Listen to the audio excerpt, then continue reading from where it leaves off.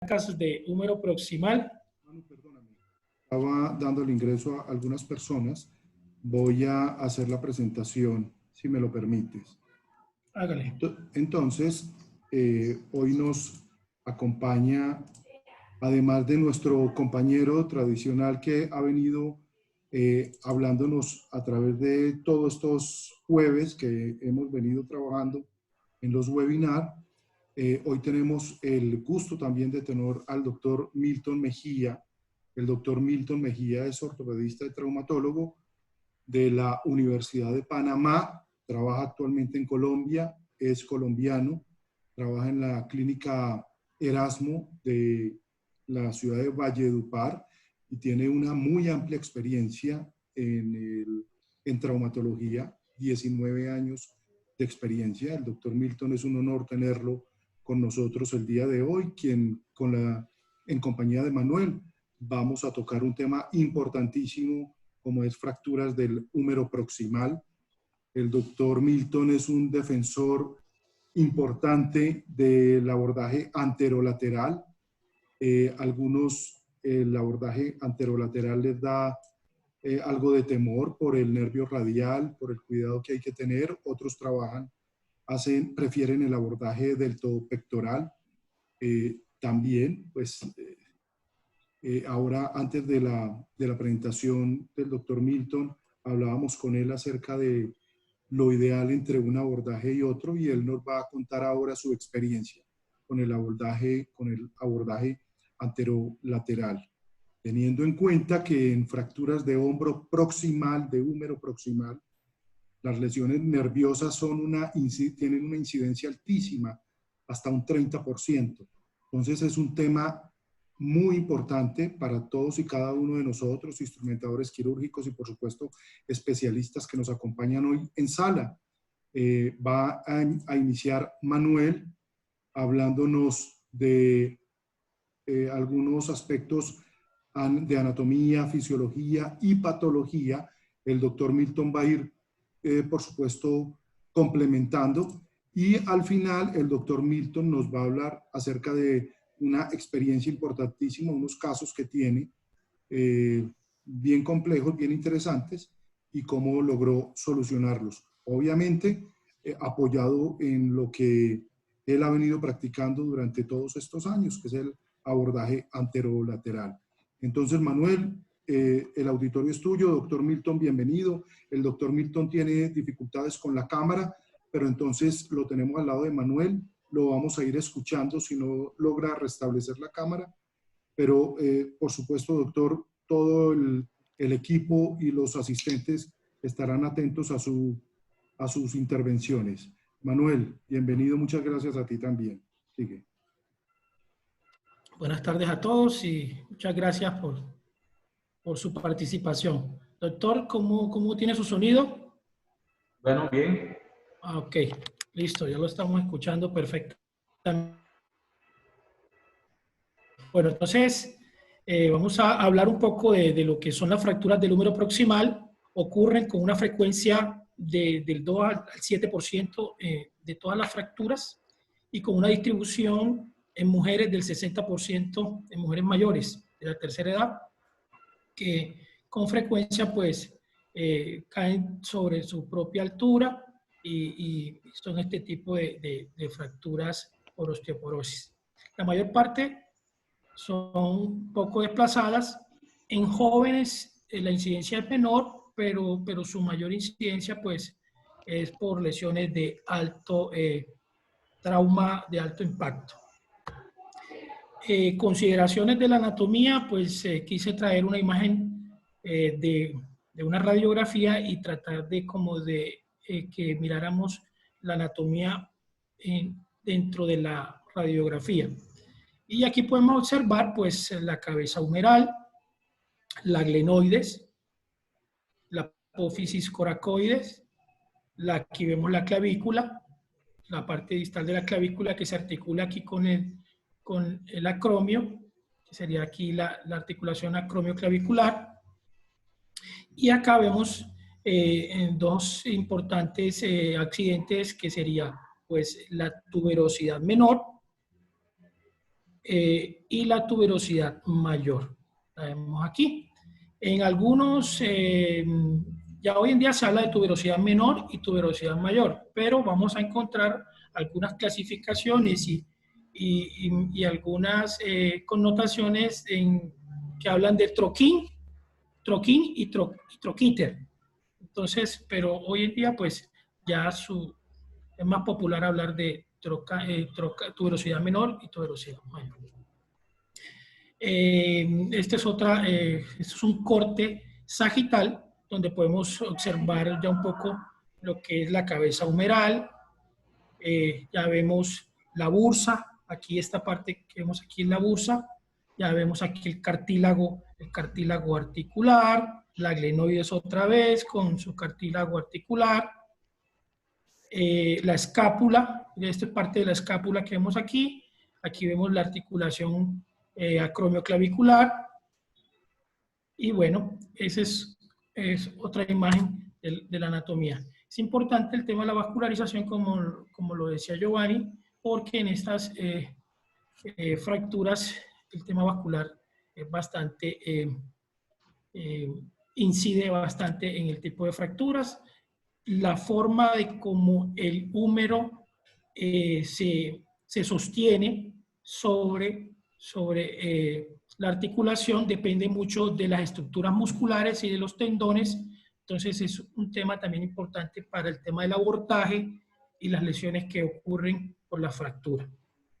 Por lo general, pues, los cirujanos solicitan estudios radiológicos en proyección antero-posterior, como vemos esta, es una AP, y esta es la imagen que se puede ver y la que podemos observar, lo que ya veíamos en la imagen anterior, donde está la cabeza, la tuberosidad mayor, que es la tuberosidad menor, y toda esta parte. Aquí, esta es otra proyección axial escapular, es una toma, como la pueden ver, es por la parte posterior, y es para ver esta imagen y ver las integridades de las estructuras en esta posición. Hay otro estudio que es la proyección axial, de esta manera, y esto también nos permite mirar la articulación. Doctor, si tiene algo que de pronto decirnos me puede interrumpir sin ningún problema para complementar lo que yo estoy hablando. Manuel, de hecho, el doctor Milton me contaba al inicio de la presentación que lo ideal sería ir también interactuando con los participantes en la sala para que se convierta más en un conversatorio que en una presentación magistral. Muy importante la experiencia de cada uno de los asistentes, entonces pueden perfectamente levantar la mano y tomar la palabra y dar aportes. Muy interesante el aporte de cada uno de ustedes. Muchas gracias. Perfecto. Perfecto. Esta es otra ayuda diagnóstica que es el TAC, y ya lo vemos es un TAC en cortes axiales, donde podemos ver la articulación glenohumeral y vemos la cabeza humeral y sus estructuras. Para explicar un momento ahí, Manuel, si vemos la parte anterior, cuando nosotros entramos por la vía deltopectoral, vamos a entrar por esta zona anterior. Este fragmento que está posterior nos va a ser muy difícil poder encontrarlo y hacer una radiografía anatómica completa. En cambio, si entramos aquí en la parte lateral, vamos a tener muy buena visión tanto de la tuberosidad menor como de la tuberosidad mayor a nivel de la cabeza humeral. Listo. Ok. Las lesiones nerviosas, como lo decía Giovanni, pues hay una incidencia de 5 al 30%, con mayor frecuencia del nervio circunflejo por el luxofracturas. Habitualmente mejora con la exploración después de 3 meses, pero siempre hay algún tipo de lesiones nerviosas. Vasculares, hay una incidencia del 4% en fracturas complejas, mayor riesgo en ancianos por la disminución de la elasticidad de los vasos, Y hay signos precoces de parestesia, atenuación de pulso, etc. En cuanto a la clasificación, quise hacer como un recorderis de la de Codman, que estamos hablando de una clasificación de 1934, donde él se basa en la cabeza. Aquí ven que aquí está el concepto de troquíter y troquín y la metáfisis, o sea, la tuberosidad menor, la tuberosidad mayor y la metáfisis. Como una de las primeras clasificaciones de referencia donde él clasificaba y se basaba en estas estructuras. Esta otra clasificación, que es la de Ralhel, y esta clasificación habla sobre el patrón de fractura y sobre los pronósticos de necrosis. O sea, se basa sobre todo en los riesgos, fundamentalmente se basa en los riesgos del desarrollo de necrosis avascular de la cabeza humeral tras una fractura, por eso esos patrones de fractura. Y clasifica según la longitud de extensión metafisiaria medial de la cabeza. Aquí vemos, esto es según la longitud de extensión metafisiaria medial de la cabeza. Aquí la vemos corta, aquí la vemos amplia. Entonces, él se basa en eso. Y la otra imagen que vemos acá habla de la integridad de la bisagra medial. Aquí la distancia que hay de este punto a este, en esta imagen, y miren la distancia acá que está, no hay distancia. Entonces, esos son como los patrones que él usa para clasificar. Hay otra clasificación que es la de NIR, y es un poco más extensa, son 16 grupos de situaciones basadas también en la clasificación de Codman, usando el tema del cuello quirúrgico, el cuello anatómico, perdón, el cuello quirúrgico, la tuberosidad mayor, la tuberosidad menor. Se basa en eso, en la metáfisis, para subclasificarla de tal manera. Y también, pues no sobra decir la clasificación AO, que pues es la que casi siempre usamos pues, nosotros, pero los médicos, cada uno usa la que se sienta más cómodo. Pronto al doctor Milton le vamos a preguntar cuál es la que él más usa. Pero entonces ya sabemos que la O también está basada a base de números y entonces tenemos que uno es el número, el otro 1 quiere decir que es proximal, por eso la clasificación AO son fracturas tipo 11, 11A, 11B, 11C. Y lo que vemos es el tema de la complejidad, cuando están comprometidas las tuberosidades, están impactadas y están con compromiso articular. Entonces, digamos que estas son extraarticulares, estas tienen un compromiso articular parcial y estas tienen un compromiso articular total. Doctor Milton, no sé qué clasificación usted usa con más frecuencia. Generalmente usa la más sencilla, ¿no? Nosotros los ortopedistas somos sencillos en esa parte. Pon la lámina anterior. A todos nos gusta la clasificación de NER, porque ahí nos dice, generalmente uno dice 2 partes, 3 partes, 4 partes, que es la clasificación que quiso hacer NIR, pero últimamente le introdujo la parte de las luxaciones tanto anterior y posterior por las altas energías que se presentan y por la gran lesión que hay a nivel de la superficie articular. La anterior a esta, es importante estos factores de pronóstico de necrosis, porque ¿qué quiere decir? Que cuando existe algo de metáfisis, quiere decir que hay circulación para la cabeza humeral. Cuando no hay metáfisis, quiere decir que la cabeza humeral está sin circulación y por eso la gran índice de necrosis en este tipo de pacientes. Siguiente, seguimos, sigue.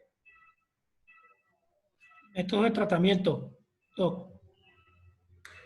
El tratamiento actualmente para las fracturas de NIR 4 se está dando mucho en los pacientes mayores usar el tratamiento conservador. Ya. ¿Por qué? Por las complicaciones que presentan de desplazamiento de la fractura por la osteoporosis presente en este tipo de pacientes. Se ha visto que al final el resultado con tratamiento conservador o con tratamiento quirúrgico a veces se encuentra dentro de los parámetros normales. Pero si es un paciente activo, pues la hemiprótesis es la mejor elección para este tipo de pacientes de edad avanzada que tengan un NIR4. Si tienen un NIR3, pues, o NIR2, podemos empezar el tratamiento quirúrgico. Generalmente para mí, las fracturas de cabeza de húmero, gran porcentaje, si tienen un desplazamiento mayor de 1 centímetro, si la angulación es mayor de 45 grados, para mí el tratamiento es totalmente quirúrgico. ¿Listo? Hablemos un poquito de los abordajes, que es la parte que yo quisiera comentar más con ustedes. Todos aprendimos, todos conocemos nuestro abordaje deltopectoral. Es un abordaje amplio, pero yo he visto que cuando vamos a hacer una fractura de cabeza humeral, se siente como si la cabeza estuviera lejos cuando hacemos este abordaje. Es más difícil. A veces a mí al principio me tocaba hacer miotomía a nivel del deltoides en su inserción a nivel de la clavícula para poder tener más amplitud de la cabeza humeral. Viendo las dificultades, porque siempre yo hacía, al hacer este abordaje, siempre la reducción abierta, cuando son NIC4, que es lo que más quiero hablar, o NIC3, no quedaba una reducción completamente satisfactoria para mí. Habían casos buenos y casos malos. Empecé a estudiar y encontré el abordaje anterolateral. ¿Qué ventaja tiene este abordaje anterolateral? Que cuando tú abres, vas a encontrar de frente vas a encontrar la cabeza humeral. ¿Cómo es esa incisión? En la punta del acromion hacia abajo, hacia la incisión, una incisión más o menos de 10 centímetros, 12 centímetros, vas a encontrar una parte vascular, o sea que tú vas a entrar entre el fascículo anterior y medio del deltoides, esa zona que se llama zona vascular. Tú abres por esa parte, disecas por esa región y más o menos 4 centímetros a 6 centímetros vas a encontrar la rama circunfleja. Es el único momento que uno debe estar con cuidado en ese tipo de fracturas, en esta incisión. Vas con cuidado, recuerdas, encuentras el paquete, lo disecas y con un perros lo puedes limitar. Después de esto, que ya tú lo tengas identificado y ya lo tienes separado, vamos a la cabeza humeral y enseguida quitamos la bursa subdeltoidea. Al quitar esa bursa, vas a encontrar el manguito rotador. En el abordaje deltopectoral, el manguito rotador a veces te es difícil identificarlo y te es difícil mucho más repararlo. Y con estas lesiones tan grandes, con alta energía, hemos encontrado muchos pacientes que llegan con una lesión del manguito rotador. Tú lo solucionas, ya sea con sutura directa del manguito rotador a la placa, o con una ancla de 5 milímetros, y con eso resuelves totalmente el problema del manguito rotador. ¿Qué otras cosas hemos encontrado con esta incisión? A veces hay fragmentos del húmero que están comprimiendo el paquete vasculonervioso del circunflejo. Y he visto lesiones propias del nervio circunflejo con los fragmentos. Que con la abordaje del deltopectoral es totalmente difícil encontrarlo. Aquí en la última que encontramos, vamos a encontrar, en la última filmina de la última fotografía, vamos a encontrar la tuberosidad menor. Lo vas a evidenciar completo. Abajo vas a encontrar la tuberosidad mayor. Y lo blanco que vemos ahí es la cabeza del húmero. ¿Qué es sencillo que hay que hacer? Simplemente levantar la cabeza, que lo puedes hacer ahí sin ningún inconveniente. Al levantar la cabeza, pues te queda tu espacio, se lo llenas con injerto y con una sutura previa que has hecho tú en la tuberosidad menor y en la tuberosidad mayor, vas a cerrar esa cabeza y ya solamente, sencillamente, es colocar la placa de húmero proximal. Siguiente. Hay fracturas que son sencillas, que todos hemos hecho con tornillos, con obenque, si es de un solo fragmento, a veces con simplemente suturas óseas. Y cuando son esas fracturas de una sola parte, es más sencillo entrar por el abordaje lateral, porque ahí vas a encontrar directamente el hueso sin necesidad de ampliar tanto la incisión. Siguiente. El uso de de clavos a nivel de las fracturas de cabeza humeral me hace acordar de un compañero que me dijo una vez, compañero de fórmula, que en un clavo, entre más tornillos le coloques, es porque se quiere parecer a una placa, ¿ya? Entonces, la placa es lo ideal. Hay muchos que van a decir que el clavo, ¿no? La placa tú lo tienes, te queda fijo, tú ves bien cómo está todo, reparas tu manguito rotador y puede iniciar su movilización al día siguiente sin ningún inconveniente. Siguiente. Bueno, estas son las placas que habían anteriores, todas las pusimos, todos los que somos viejitos, todas las pusimos, eran placas grandes, solamente tenés la oportunidad de colocar 2 tornillos en la parte de la cabeza, tornillos de 4 o 5. No hacíamos una buena estabilidad porque esos los fragmentos que eran pequeños no eran muy bien fijados. Y ahorita con estas nuevas placas de húmero proximal, pues la variedad que uno tiene de colocación a nivel de la cabeza, generalmente son 6 o 8 tornillos que tú colocas en la cabeza bloqueadas, y eso te va a dar, porque yo cada vez que opero, pruebo dentro de la cirugía, empiezo a movilizar y la estabilidad que se ve sorprendente, que tú enseguida al empezar a movilizar te sientes seguro de que no va a haber ningún tipo de desplazamiento, porque sales seguro de tu cirugía. Estos son los casos. Aquí ven este fragmento, que la cabeza está totalmente aplastada, desplazada. Aquí tenemos una parte de la cabeza, de la tuberosidad mayor, la tuberosidad menor. Este es un TAC que le hicimos al paciente, se ve totalmente desplazada con una ligera subluxación posterior de la cabeza. El paciente fue llevado a cirugía, mire, con una placa proximal. Esto es a los 3 meses, un paciente ya con una movilización completa, una abducción casi completa. En la rehabilitación les comentaré que en el primer mes a los pacientes una movilización activa, lo máximo que ellos pueden conseguir, como lo que he visto, los pacientes pueden ser de 45 grados, 50 grados. Eso no lo vayan a desesperar, eso es totalmente normal. Ya a partir del segundo mes, ya el paciente ya empieza a hacer una abducción generalmente de 120, hasta el tercer mes que ya consiguen la movilización completa.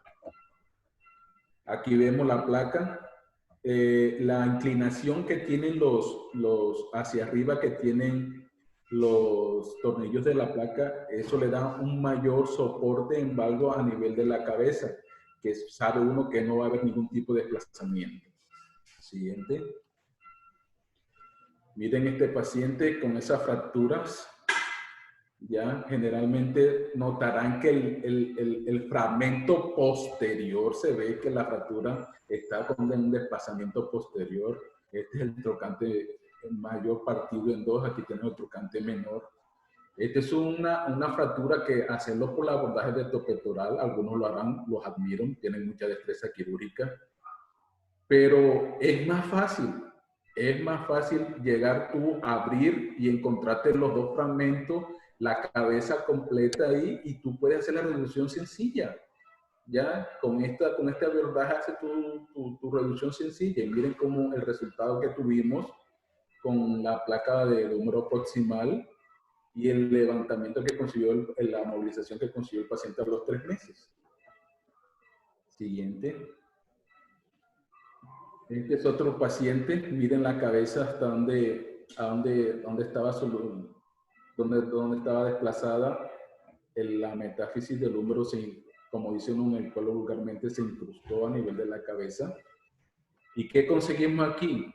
La parte medial, el surco medial a nivel de la anatomía del cuello humeral. La placa quedó en muy buena posición. Mire cuántos tornillos tenemos ahí en la cabeza, que es una paciente que imposible se nos vaya a desplazar. Por eso conseguimos, al iniciar la rehabilitación completa, conseguimos estos excelentes y buenos resultados.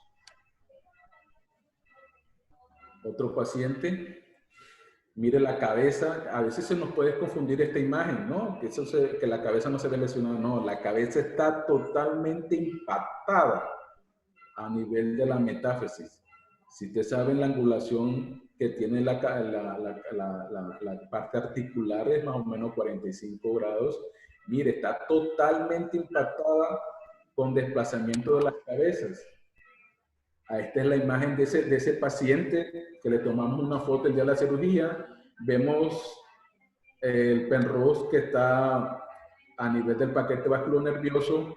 Están dos tuberosidades y ven la parte blanca que es la carilla articular. Eso toca levantarlo completamente. ¿Cómo sabe uno que cuando uno hace levantamiento, cuándo sabe uno que la reducción está bien hecha?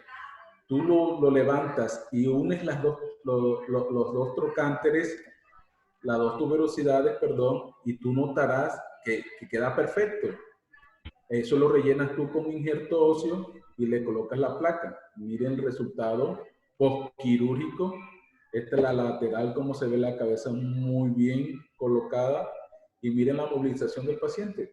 Una movilización totalmente completa.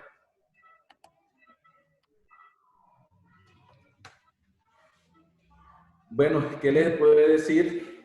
Me gustaría escuchar a alguien que tenga defensa del pectoral, pero yo desde que empecé a usar el abordaje anterolateral, la evolución para mí ha sido mucho mejor. Me siento mejor con esta técnica, siento hasta que la cirugía es más corta, ¿ya? La incisión no es tan grande y así tiene uno una mejor evolución en el paciente. Si hay alguno que quiere hablar sobre la incisión del pectoral o está de acuerdo con esta incisión anterolateral. Doctor, tengo una pregunta por el interno. Obviamente los especialistas escogen de acuerdo a su nivel de experiencia y su facilidad para volver a armar fragmentos destruidos, el tipo de abordaje, pero nos preguntan cuándo en definitiva un abordaje del deltopectoral, teniendo en cuenta la identificación de la vena cefálica, etcétera, y cuándo en definitiva un abordaje anterolateral, obviamente con el nervio radial y todas el circunflejo y demás que hay que identificar en este tipo de abordaje. Entonces, ¿cuándo en definitiva uno y cuándo en definitiva el otro, teniendo en cuenta los cuidados que se tienen que tener para uno o para otro? Porque claramente ahora nos mostraban en la diapositiva el número proximal es un campo minado, no solamente vascular, sino nervioso. Entonces, ¿cuándo uno o cuándo el otro, profe? Bueno, yo el abordaje deltopectoral lo había dejado para las lusofracturas anteriores del hombro. Pero una vez empecé, un paciente que me llegó, abrimos el manguito rotador, abrí la cápsula y por el abordaje anterolateral pude hacer la reducción de la cabeza humeral y la pude colocar y hacer la reducción abierta de la fractura. ¿En qué uso el abordaje rectopectoral? Cuando vamos a hacer, cuando sé que voy para una hemiprótesis. Porque ahí sí soy sincero, en ese abordaje no tengo experiencia para hacer hemiprótesis. Entonces la rectopectoral la utilizo en aquellos pacientes que yo sé que voy a hacer una hemioplastopastía.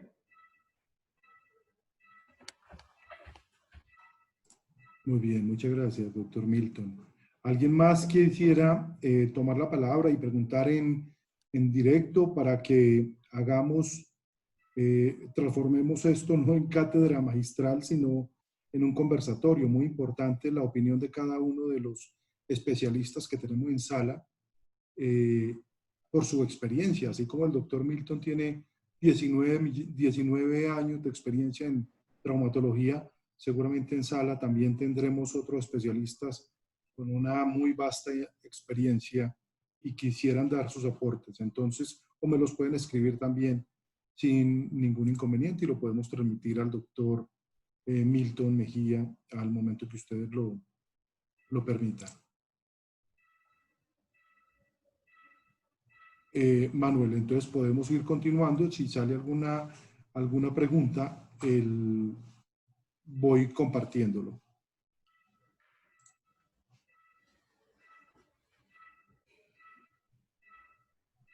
Manuel, Bueno, tienes... vamos a continuar. Ah, ok, tenía bloqueado el micrófono. Listo, vamos a continuar.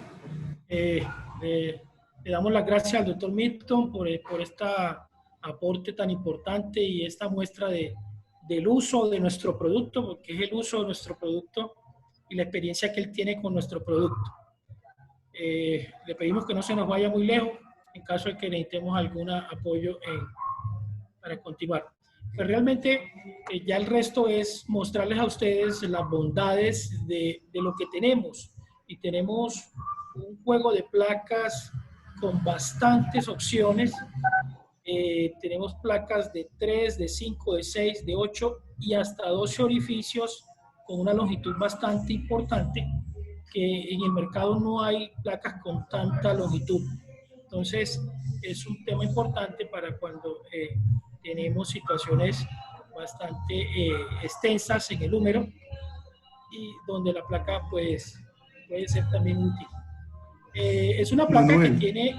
Quisiéramos preguntarle, devuélvete la diapositiva al doctor Milton y alguno de los especialistas que están en sala que quieran también ver, si ocasionalmente han necesitado de una placa larga cuando se trata de fracturas en húmero proximal, obviamente comprometiendo la diáfisis humeral, pero ¿ha sido necesario, doctor Milton, en alguna de sus intervenciones una placa larga en este tipo de procedimientos?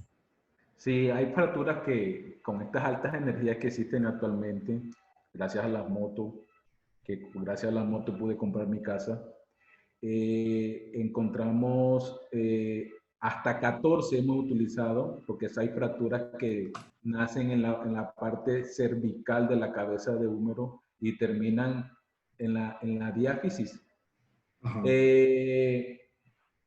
Si tengo parte de la cabeza, del cuello, para colocar 2 tornillos y tengo abajo para colocar, hago un belangero.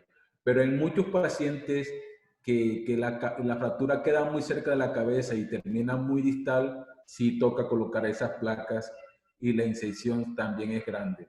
Belangero hace unas cirugías en la cual que la placa de húmero proximal le hace una curvatura para que quede anterior.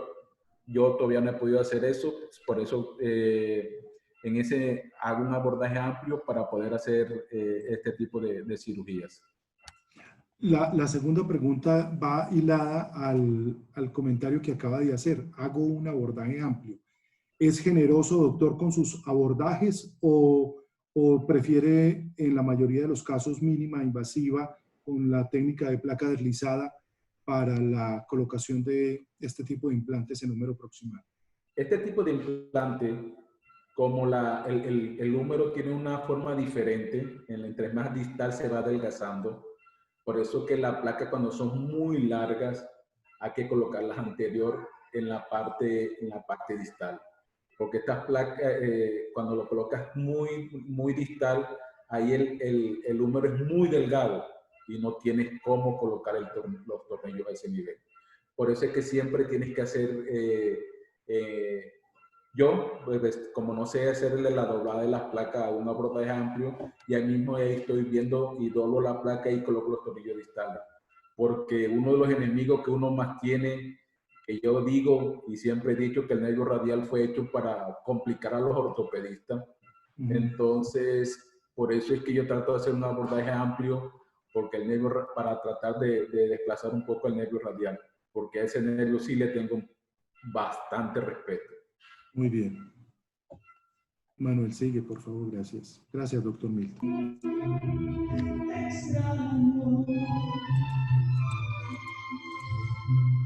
Bueno, tengo serenata, si están escuchando una serenata aquí en la... Me disculpan.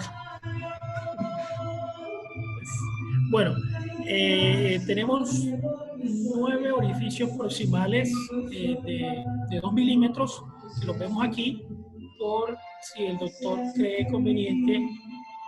Bueno, tenemos tenemos 10 orificios de 2 milímetros para el tema de hacer fijaciones en los tendones o el tema de reparar el manguito de los rotadores, y tenemos 9 opciones de tornillos bloqueados en angulaciones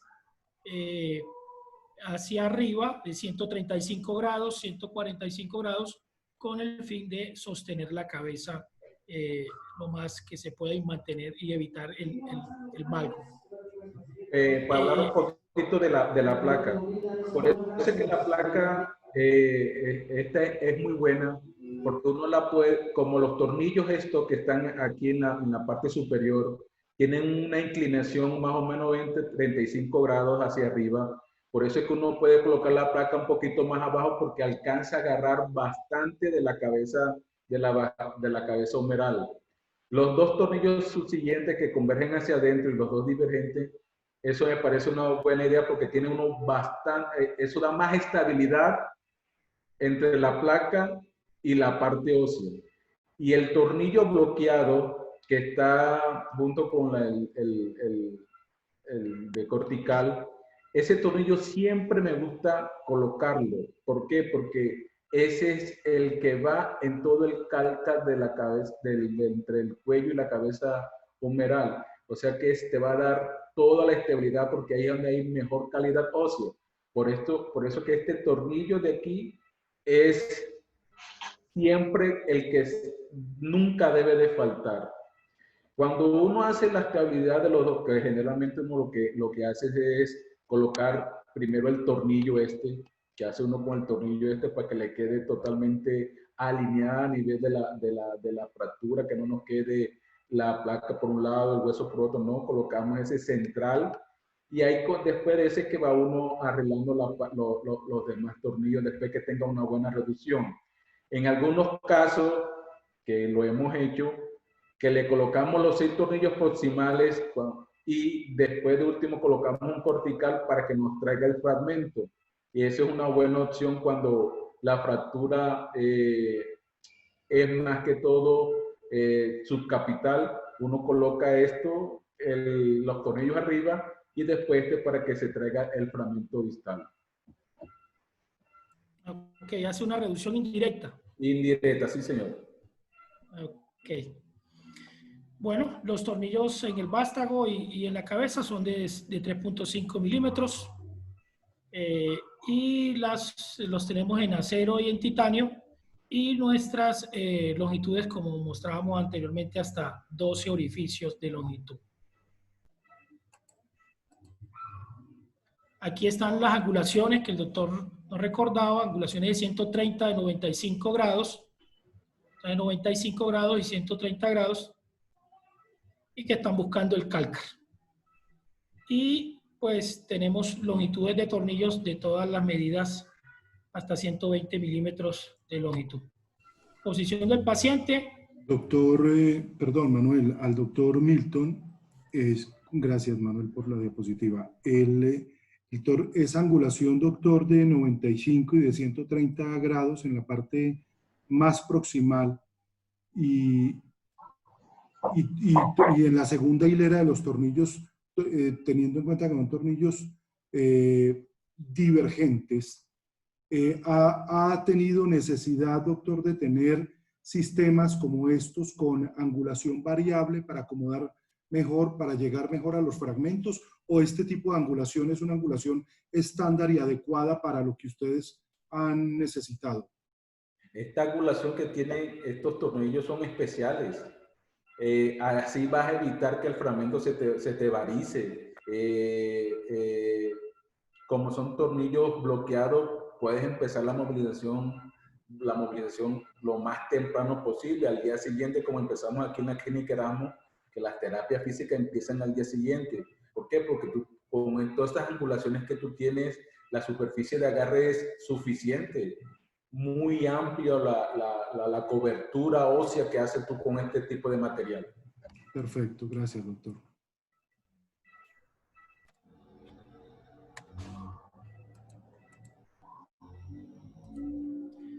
La posición del paciente en silla de playa. Algunos especialistas le colocan usted, doctor, le colocas algún rollo en la espalda, en la parte posterior de la escápula. Y para dejar el hombro más libre, ¿no? Para poder uno movilizar mejor el hombro. Correcto. Separarlo de la cama. Separarlo de la mesa. Sí, señor. Pues ya los abordajes los hablamos. El tema de la reducción, pues el doctor nos hablaba de la reducción indirecta, que era primero, en algunas ocasiones se puede usar la reducción indirecta, que es primero fijar la cabeza y luego acercarla al vástago, o la otra técnica que el doctor nos mencionaba era primero colocar el tornillo cortical sobre el vástago para que se asiente la placa y haga la función de soporte, y luego sí colocar los tornillos a la cabeza, y siempre teniendo cuidado de llevar los tornillos a una medida adecuada, de no irse a ir sobre la articulación. El tema de la reparación de los músculos o del manguito de los rotadores, pues dependerá del abordaje, de la forma como el cirujano proceda, y las lesiones que tenga pues el paciente ocasionadas por la fractura. Pero los tornillos que les mostrábamos de 2.0 milímetros permitían pues ese anclaje a la placa. Esa es una opción. El tema de la colocación de la placa, lo más proximal, siempre teniendo en cuenta unos 3 milímetros, 5 milímetros del trocánter mayor, de la tuberosidad mayor, hacia abajo, y ya de acuerdo a la anatomía de cada paciente. Es un tema que va a depender de esa situación.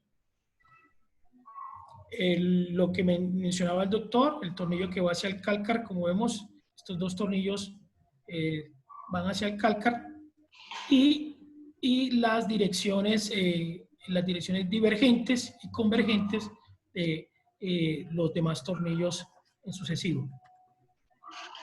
El tema ya de la fijación, pues la podemos hacer como ya hacemos todo el tipo de fijaciones en huesos, en placas bloqueadas, usando las guías y las guías respectivas roscadas y el respectivo brocado y colocación de tornillo.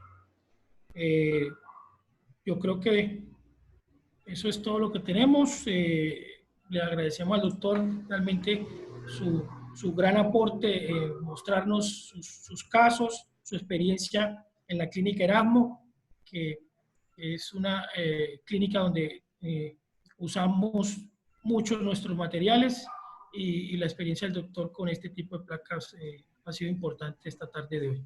Manuel, para el doctor, teniendo en cuenta la técnica quirúrgica, doctor Milton, en el caso nuestro, nuestra técnica quirúrgica recomienda colocar la placa entre 5 y 7 milímetros por debajo de la punta del tubérculo mayor, como para preservar el margen articular respetar el margen articular. Usted como especialista y con la experiencia de 19 años en traumatología, doctor Milton, ¿tiene en cuenta ese margen de 5 a 7 milímetros por debajo de la punta del tubérculo mayor o simplemente la acomoda donde mejor la exponga? Gracias a la angulación que tienen los tornillos más proximales en la placa, gracias a la angulación, uno se puede dar el lujo de colocar la placa no tanto ni a 5 a 7 milímetros, lo puede colocar más abajo. ¿Por qué? Porque con esa angulación que tienes los tornillos, no necesitas tú tener que dar la placa tanto al borde. Y así menos le va a molestar al paciente cuando vaya a hacer la abducción. Porque siempre muchos pacientes se quejan del pinzamiento que presentan cuando uno les hace este tipo de cirugía.